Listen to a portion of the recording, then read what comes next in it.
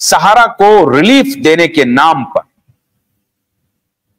प्रबंधन को गुमराह किया और प्रबंधन को कहा कि आप अगर कोई गलत काम कर रहे हैं तो करते रहिए, आपको डरने की कोई जरूरत नहीं है।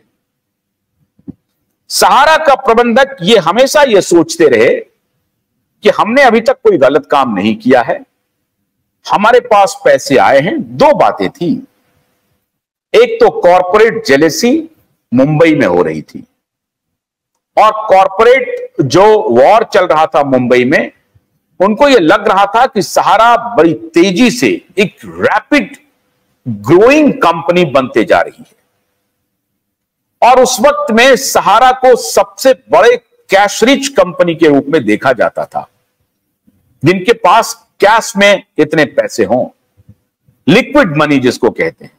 बहुत लोगों का स्टॉक में मनी हुआ करता था, अचल संपत्ति से संपत्तिवान थे, लेकिन सहारा के पास लिक्विड मनी था, कैश था।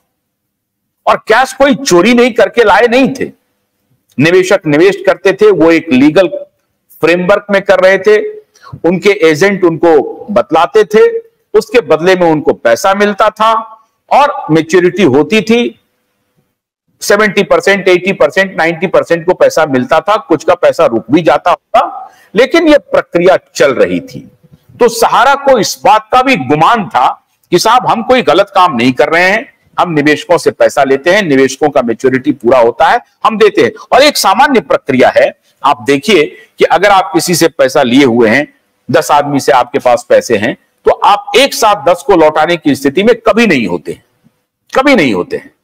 अगर आप अभी बैंक, अगर सारे लोग बैंक के पास चले जाएं कि सारा मुझे पैसा दे दो, तो बैंक आपको नहीं दे पाएगी। तो ये फाइनेंशियल सेक्टर का एक ऑब्वियस सा फैक्ट है। तो इसमें सहारा कहीं गलत नहीं थे। तो सहारा को यह अहंकार था कि हमने कोई गलती नहीं की है और हम कानूनी रूप से काम कर रहे हैं, हम तो आए हैं आपके पास कि हम आईपीओ लाना चाहते हैं। फर्ज कीजिए अगर सहारा का आईपीओ आ गया होता, सेबी कोई दबाव नहीं डाली होती और सहारा गलत रास्ते का चयन नहीं किया होता, तो शायद आज ये स्थिति नहीं होती। और मैं दावे के साथ कह सकता हूं कि पिछले 10-12 वर्षों में, 14 वर्षों में, 2010 से यह घटना शुरू हुई है, आज सहारा इस देश की सबसे बड़ी कंपनियों में से एक होती, सबसे बड़ी कंपनियों में। लेकिन अब आप इसे दुर्दिन कहें या नियति कह लें, 217 शहरों में सहारा दुनिया का सबसे बड़ा रियल एस्टेट, दुनिया का सबसे बड़ा रियल एस्टेट लॉन्च करने वाला था, लॉन्च कर दिया था बल्कि। और उसी को पूरा करने के लिए और अलग अलग बिजनेस में वो डाइवर्सिफाई भी कर रहे थे।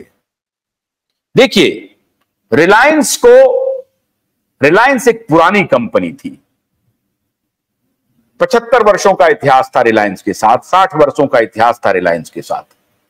सहारा एक फर्स्ट जनरेशन बिजनेस घराना था, जो सुब्रत राय स्वयं मेहनत करके यहां तक पहुंचे थे। उनको बहुत सारे थपेड़ों से गुजरना पड़ा होगा, बहुत सारी परेशानियों से गुजरना पड़ा होगा, बहुत सारी दिक्कतों को झेलना पड़ा होगा। फिर भी इतने बड़े अंपायर को, मैं बार बार कह रहा हूं कि बिजनेस करने के क्रम में हो सकता है कि उनसे बहुत बड़ी बड़ी गलतियां हुई होंगी, मैं ये मानता हूं, स्वीकार करता हूं, लेकिन बावजूद इसके वो करोड़ों निवेशकों के विश्वास को जीते हुए थे और लाखों एजेंट को अपने साथ जोड़े हुए थे। आवश्यकता थी कि अगर उनसे कहीं गलतियां हो रही थी तो उनको वो तुरंत कहते कि इसको करेक्ट कीजिए और करेक्ट करके आप फिर अपना रास्ता बदल करके आगे बढ़िए। ऐसा नहीं हुआ, कठोर कार्रवाई की गई और कठोर कार्रवाई कराने में दलालों की भूमिका और कॉरपोरेट वॉर की भूमिका बहुत महत्वपूर्ण है। और मैं आज बड़ी मजबूती से और जिम्मेदारी से कह रहा हूं कि कांग्रेस पार्टी इस पूरे प्रकरण में अपने को पाक साफ नहीं कर सकती है। आज जो निवेशक, आज जो एजेंट भारतीय जनता पार्टी सब सवाल पूछते हैं, उनको पूछने का पूरा हक है, क्योंकि आज सरकार में बीजेपी है।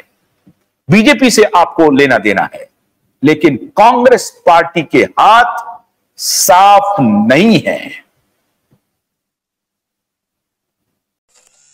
गन्ने की कड़ी बुनियाद, जिसे मराठी में खुड़किया और कुछ उत्तर भारत के क्षेत्रों में खुटकी भी कहा जाता है, उसे केवल भोलानाथ का 2-in-1 बैटरी ऑपरेटेड हार्वेस्टर कम ब्रश कटर आसानी से और बिना रुकावट के काट सकता है।